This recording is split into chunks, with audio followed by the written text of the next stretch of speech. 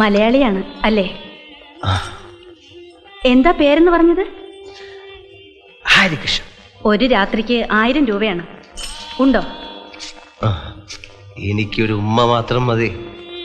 പിന്നെ കുറച്ച് കിന്നാരം പറയണം. അതൊക്കെയാണല്ലോ രസം. ഞാൻ ഈ കുടുക്ക ഒരു വഴിപാടിന് വെച്ചിരുന്നതാണ്. വഴിപാടിനെയും കഴിക്കാമല്ലോ, അല്ലെങ്കിൽ ഇത് തന്നെ വഴിപാട്. 100 കൂടായി. ഇതെന്താ ഇങ്ങനെ? അടുത്ത 48 മണിക്കൂറിനകം ഇവിടുന്ന് പോകാനാ ഓർഡർ. പിന്നെ ഇങ്ങോട്ട് വരാനൊക്കില്ല. ഇവിടെ ഉണ്ടാക്കിയത് ഇവിടെ തന്നെ തീർത്താൽ നാളെ സമാധാനമായിട്ട് പുതിയ തെണ്ടൽ തുടങ്ങാമല്ലോ. ഒരു 15 പൈസയുടെ കുറവുണ്ട്. ഒരു മലയാളി എന്നുള്ള കൺസെഷൻ തരണം. ഈ 15 പൈസയുടെ കുറവിൽ എൻ്റെ ഒരു മോഹം നടക്കാതിരിക്കാൻ പാടില്ലല്ലോ ചേച്ചി. ഈ തൊഴിലിന് ഭാഷയായിട്ട് ബന്ധമൊന്നുമില്ല. എവിടെ ആ സുന്ദരിക്കുട്ടി കിരൺ? എന്റെ ഈശ്വര, പല ജാതിയും ഞാൻ കണ്ടിട്ടുണ്ട്. ഇങ്ങനൊരെണ്ണം ആദ്യമായിട്ടാ.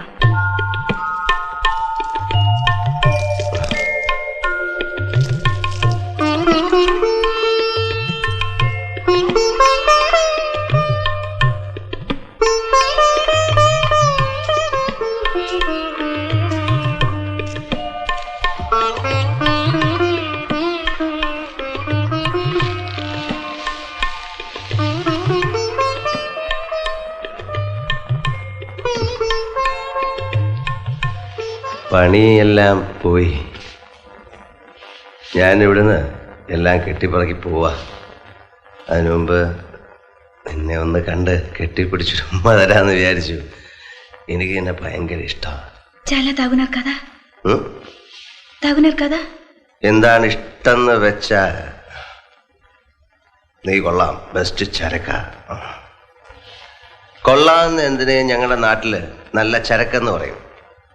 നാട്ടില് പൂവാലന്മാര് പെൺപിള്ളാരെ കണവ് കളിയാക്കി വിളിക്കും, ഡി ചരക്ക ഡി. ഹിന്ദിയിൽ മാట్లాടലേ? ദാരു പീനേക്കെ ബാദ് മുझे ഹിന്ദി നഹി ആത്ത. വെള്ളം അടിച്ചു കഴിഞ്ഞാൽ ഹിന്ദി വരൂല. ഹിന്ദിയില് അച്ഛൻ മാൽ. ഞങ്ങളുടെ നാട്ടില് പക്ഷെ അച്ഛൻ എന്ന് പറഞ്ഞ അച്ഛൻ തന്നെ തന്ത.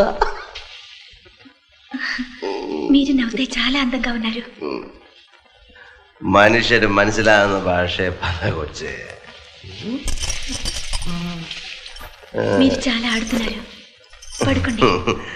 1000 രൂപ നുള്ളിപ്പറക്കി കൊടുത്തിട്ടാ ഞാനിങ്ങോട്ട് വന്നത്. നീ എന്നെ ഇവിടെ കിടത്തി ഉറക്കിക്കളയല്ലേ. നമുക്കിന്ന് രാത്രി ഒരുപാട് സംസാരിക്കാനുണ്ട്. ആദ്യം നീ എനിക്കൊരു ഉമ്മ. ഉമ്മ ഉമ്മ ഉമ്മ. നാട്ടിലെ മുസ്ലിം സമുദായക്കാര് അമ്മ എന്ന് പറയുന്നതിന് പകരം ഉമ്മ എന്ന് പറയും. അതൊരർത്ഥം. ചുടുചുംബനം ഉമ്മ. അതാ അലക്കണ്ട. ഉമ്മ ഉമ്മ. ചുമ്മാ ചുമ്മാ ദീദി ഉമ്മ ഉമ്മ താത്ത ഉമ്മ. ഓ മുദ്ദിലിവാല മുതലവാല ഉമ്മ.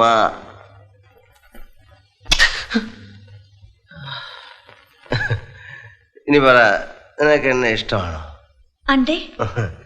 നിനക്ക് എന്നെ ഇഷ്ടമാണോ?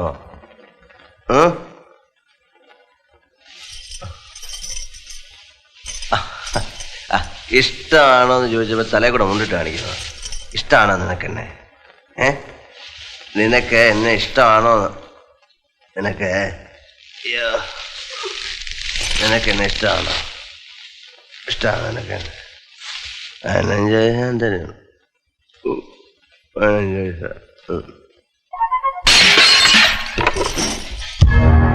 जो भी मेरे खिलाफ आवाज उठाएगा मैं उसे खत्म कर दूंगा. छोटा. ഇനിമേലിൽ ഇവിടെ വരുന്ന വരുമാനത്തിന്റെ പാതി ദിവസവും അബ്ബാസിയുടെ വീട്ടിലെത്തിച്ചിരിക്കണം. പിന്നെ ഇവിടെ നൃത്തക്കാരുണ്ടല്ലോ, എവിടെയാണ്? പുറത്തു പോയിരിക്കുക. ഗണപതി പൂജ ദിവസം അവൾ അബ്ബാസിയുടെ വീട്ടിലേക്ക് അയക്കണം.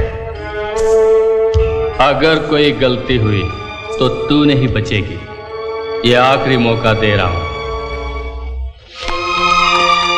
എന്താ ഒന്നും മിണ്ടാത്തത്? ഡിപ്രസ്ഡ് ആണല്ലോ. മടുത്തു. ഒരു ജോലിയും കിട്ടുന്നില്ല. 50,000 രൂപയാണ് അത്രേ ഒരു ജോലി തരാൻ. അത്രയും കാശ് കയ്യിലുണ്ടെങ്കിൽ ആർക്കാ ജോലിയുടെ ആവശ്യം? നിന്റെന്ന് വാങ്ങിച്ച കടം തന്നെ തിരിച്ചു തരാൻ നിവൃത്തിയില്ല. സാരില്ല, വലിയ ജോലിയൊക്കെ കിട്ടി ധാരാളം പണമൊക്കെ ആവുമ്പോ എല്ലാം പലിശയും ചേർത്ത് ഞാൻ വാങ്ങിച്ചോളാം. നടക്കുന്ന കാര്യം വല്ലതും പറ. ഞാൻ എന്തൊക്കെയാ നേർന്നിരിക്കുന്നതെന്നറിയോ? പക്ഷേ വലിയ ആളാവുമ്പോ ഈ പാവപ്പെട്ട ചായക്കടക്കാരി മറന്നു കളയരുത്. ശേഖർ,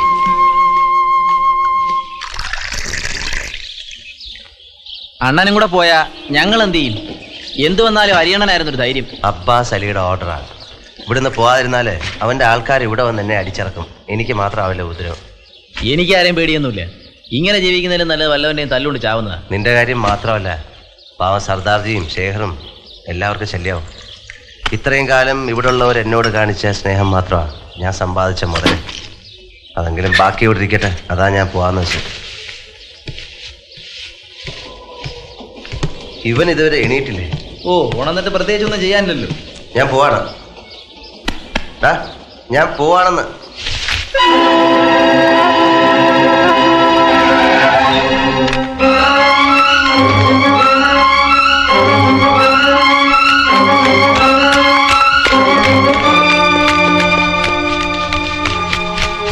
എന്തു പറ്റി ശേഖരന്? കുഴപ്പമൊന്നുമില്ല. ഇന്റൻസീവ് കെയർ യൂണിറ്റിൽ അഡ്മിറ്റ് ചെയ്തിരിക്കുക. നാളെ കാണാൻ ഒക്കുമെന്ന് ഡോക്ടർ പറഞ്ഞു. ഇവിടെ നിന്നിട്ട് കാര്യമൊന്നുമില്ല. എന്താ അവനിത് ചെയ്യാൻ? മടുത്ത് കാണും. എല്ലാം സഹിക്കുന്നതിന് ഒരു അതിരില്ലേ? കുഞ്ഞുനാൾ തൊട്ടേ ഞാൻ കാണുന്നതാ. ബോംബെയുടെ ഏത് മുക്കിനും മൂലയിലും ഉണ്ട് റൗഡി. അവന്മാർക്ക് റാമോളി ജീവിക്കാനാ ഇവിടെ ഉള്ളവരുടെ വിധി. അബ്ബാസ് അലി അല്ലെങ്കിൽ അവനെ പോലെ വേറൊരു തൊട്ടി. ആ, ഇതാ ഞാൻ പറഞ്ഞത്. ഇങ്ങനെ പേടിച്ചോടാൻ തുടങ്ങിയാലേ ബോംബെ മുഴുവൻ കിടന്ന് ഓടാനേ സമയം കാണും. വാചകം അടിക്കാൻ എല്ലാവരും ഉണ്ട്. ഞാൻ എന്തും ചെയ്യാൻ തയ്യാറാണ്. തല്ലുകൊണ്ട് ചാവുന്നതിന് പട്ടിണി കിടന്ന് ചാവുന്നതിനെക്കാട്ടിലും അന്തസ്സുണ്ട്. നീയൊക്കെ എൻ്റെ കൂടെ നിൽക്കാം. ആരില്ലെങ്കിലും ഞാൻ നിൽക്കാം. ചുമ്മാ അതും ഇതും പറഞ്ഞിട്ട് കാര്യമില്ല. കാശുണ്ടാക്കാനുള്ള വല്ല പണിയും തുടങ്ങണം. എന്ത് പണി? ചുരുങ്ങിയ ചെലവിൽ 10 കാശുണ്ടാക്കാനുള്ള വഴി ഞാൻ കണ്ടിട്ടുണ്ട്. ചാരായം വാറ്റാനോ? അല്ല, കുടിക്കാൻ. സാധനം ഉണ്ടാക്കി തന്നാ മതി, കൊണ്ടുപോയി കച്ചവടമാക്കി കാശുണ്ടാക്കി തരുന്നതിന് ഞാൻ ഏറ്റു. പോലീസ് പിടിച്ചാലോ? അബ്ബാസ് അലിയും പോലീസും ശാപ്പാടും എല്ലാം കൂടെ നടക്കൂല. റെഡി ആണെങ്കിൽ പറ, തുടങ്ങാനുള്ള കാശ് ഞാൻ ഒപ്പിക്കാം. ഏയ്, അത് വേണ്ട. വല്ല കള്ളക്കടത്തും. എന്തോന്ന് എടുത്തു വെച്ച് കടത്തും? കള്ളക്കടത്തും. നീ പറഞ്ഞ തന്നെ മതി. ചാരായെങ്കിൽ ചാരായം.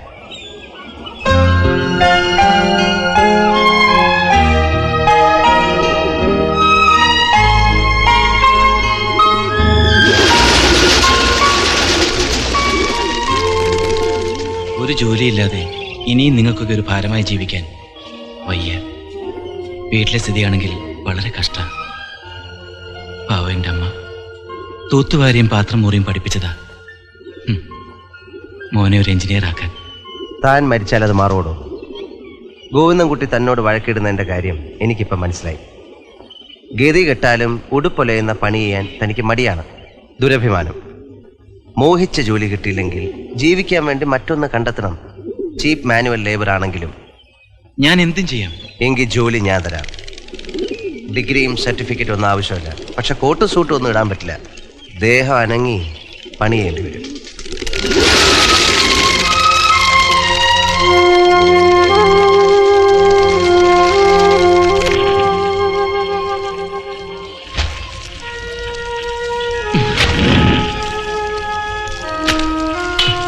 എന്താ ഇത്? ഇനി ഇതായിട്ട് എന്തിനാ ബാക്കി? നിന്റെ അമ്മ തൂത്തും തുടച്ചും കഷ്ടപ്പെട്ടത് ഈ സർട്ടിഫിക്കറ്റിന് വേണ്ടിയല്ലേ?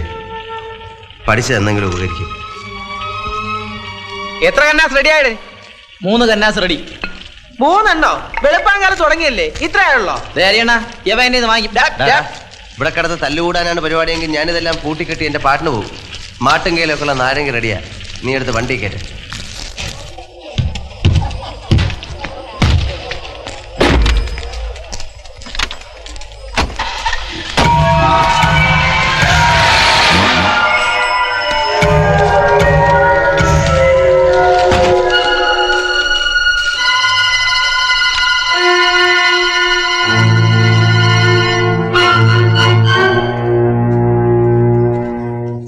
എന്താടാ കാർലി, ചോദിച്ച കേട്ടില്ലേ? അത്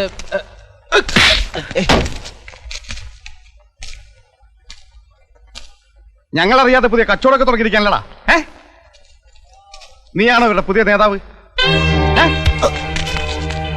എത്ര നാളാണ് ഇത് തുടങ്ങിയിട്ട്? എത്ര കാശുണ്ടാക്കിയടാ? എന്താടാ വായിൽ നാക്കില്ലേ? ആരൊക്കെടാ നിന്റെ ചിങ്കിടികള്? പറയടാ, പറയടാ, പറയാൻ, പറയടാ പട്ടി.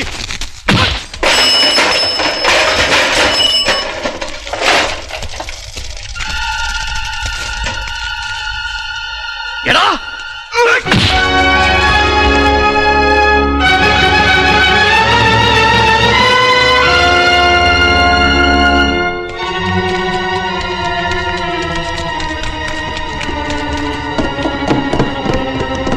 നീ എന്താ കുട്ടി കാട്ടിയത്?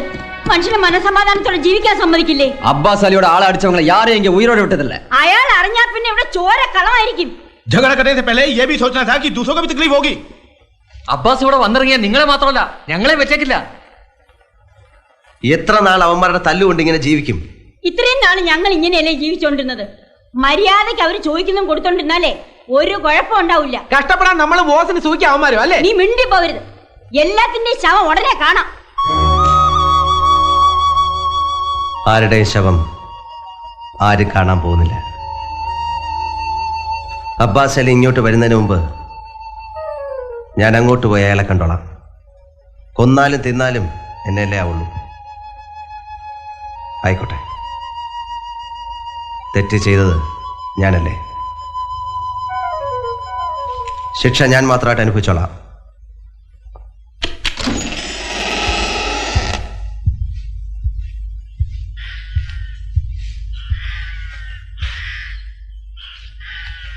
क्या अब्बास है?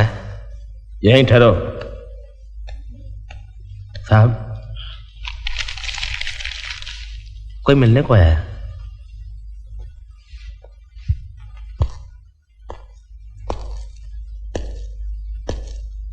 चला सा. நான் அங்க வரலான் தான் இருந்தேன். அதுக்கு முன்னாடி நீ இங்க வந்தது ரொம்ப நல்லதா போச்சு. ക്ഷമിക്കണം, അങ്ങനെ ഒരു അബദ്ധം പറ്റിപ്പോയി. അതിൻ്റെ പൂർണ്ണ ഉത്തരവാദി ഞാൻ മാത്രമാണ്. മറ്റാർക്കും അതിൽ യാതൊരു പങ്കുമില്ല. मैंने तेरे को 48 घंटे की मोहलत दी, लेकिन तूने ये शहर नहीं छोड़ा. मेरे इजाजत के बगैर तूने दारू का धंधा शुरू किया और मेरे आदमी को मारा. ये मेरी गलती थी कि मैंने मेरे दुश्मन को जीने का मौका दिया. ആരെ എതിർക്കാനൊന്നും എനിക്ക് ഉദ്ദേശമില്ല. കയ്യിലുള്ള കുറച്ച് കാശ് വെച്ച് ജീവിക്കാൻ വേണ്ടി ഒരു പണി ചെയ്യുന്നു എന്ന് മാത്രം. കൂടുതൽ സംസാരിക്കണ്ട. ഞാൻ പറഞ്ഞത് നീ കേട്ടില്ല. അതിന്റെ പിഴയായിട്ട് ആഴ്ചയിൽ 2000 രൂപ വെച്ച് എനിക്ക് തന്നോളണം. അത്രയും കാശൊന്നും ഞങ്ങൾ ഉണ്ടാക്കുന്നില്ല. ரொம்ப பேசுன ரேட்டிന് ஏறிடும். അബ്ബാസി, अरे चुप. ये जुर्माना सिर्फ तेरे वास्ते नहीं है, ये उन लोगों के वास्ते है जो लोग मेरे को तेरे कारोबार के बारे में नहीं बताया. उन सब लोगों को भी जुर्माना भरना पड़ेगा.